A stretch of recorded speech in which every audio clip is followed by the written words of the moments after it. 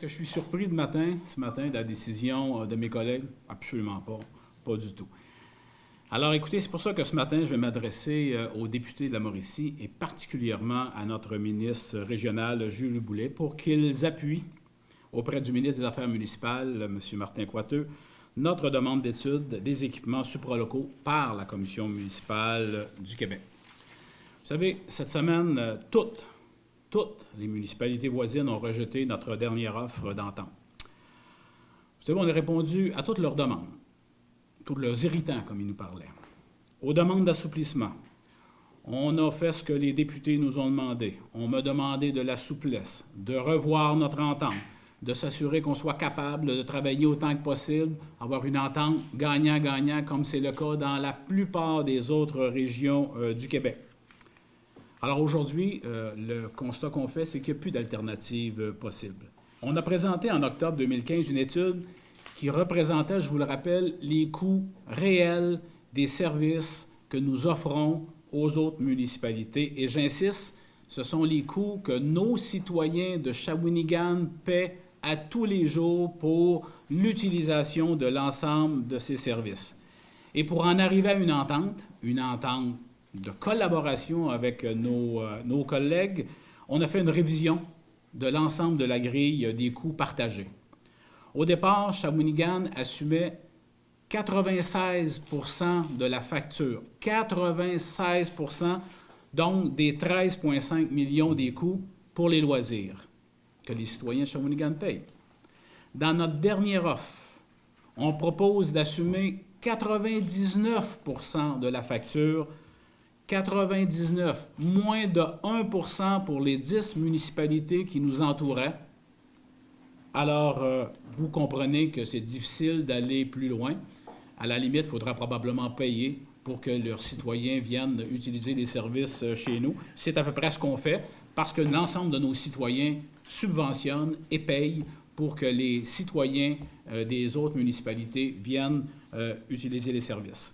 Alors, la part des municipalités voisines est passée de près de 4 %, soit 540 000, les chiffres que vous aviez, à moins de 1 %, soit moins de 129 000 $ pour les 10 municipalités. Je veux juste vous rappeler que l'entente entre la ville de Victoriaville et la petite municipalité aux côtés, c'est une entente de 475 000 $ pour permettre justement à la municipalité d'à côté de profiter de l'ensemble des services. Je peux vous en nommer une tonne, incluant Drummondville, incluant Saint-Hyacinthe, incluant tout ça, qui ont des ententes passablement plus onéreuses que ce qu'on a offert aux municipalités. Alors, le rejet en bloc de cette proposition nous ramène à la case départ, c'est-à-dire au 2 mars 2016. Mes collègues parlent des deux côtés de la bouche. D'abord, quand c'est le temps de financer une bibliothèque, 5 % de la population utilise la bibliothèque, mais pourtant 100 % de la population va la payer. 5 % utilisent la piste cyclable, 100 % va l'utiliser. On construit un centre communautaire, tout le monde va payer, même si une petite partie de la population va là. Alors, quand ça fait leurs affaires, évidemment, ils nous disent oui. Quand ça ne fait pas leurs affaires, ils nous disent non. Alors, c'est le principe de l'utilisateur-payeur que nous n'accepterons jamais et qui n'est pas accepté non plus par aucun gouvernement digne de ce nom.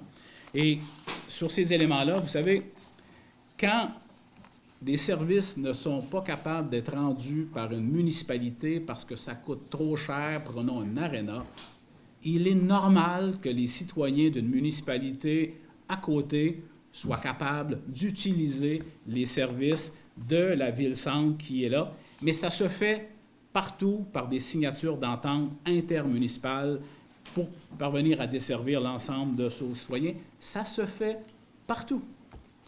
Je me serais attendu depuis tout ce temps, à une meilleure collaboration, une meilleure volonté de collaboration de la part des maires des municipalités, dont une partie de leurs citoyens utilisent les services de loisirs. Ça fait leur affaire, ça leur fait plaisir. On offre ces services qui sont évidemment pour les citoyens de Shawinigan, mais on offre l'opportunité de ces services. Alors, comme vous voyez, après de nombreux mois de discussion, on se retrouve exactement à la même place que lorsqu'on avait fait la demande au ministre Coiteux.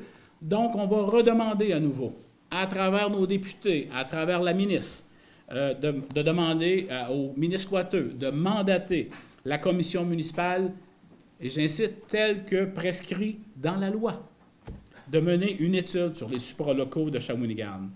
Et je souhaite que ça se fasse rapidement.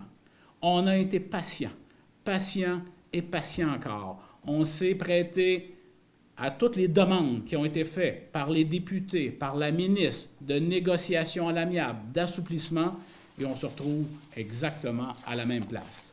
Donc, dès lundi prochain, le conseil municipal va être saisi encore une fois d'une résolution en bonne et due forme pour adresser notre demande, une autre demande au ministre des Affaires municipales.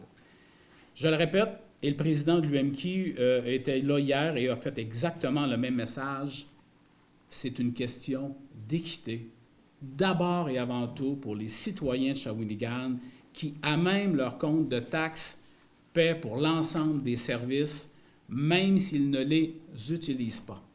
C'est ça, être capable d'avoir une universalité de services. Donc, c'est une question d'équité, j'incite. J'aurais souhaité vraiment une collaboration plus intéressante de la part de mes collègues, mais le constat qu'on fait, c'est qu'il y a une fin de non-recevoir. Donc, il est temps maintenant de passer à l'étape suivante. Donc, voilà.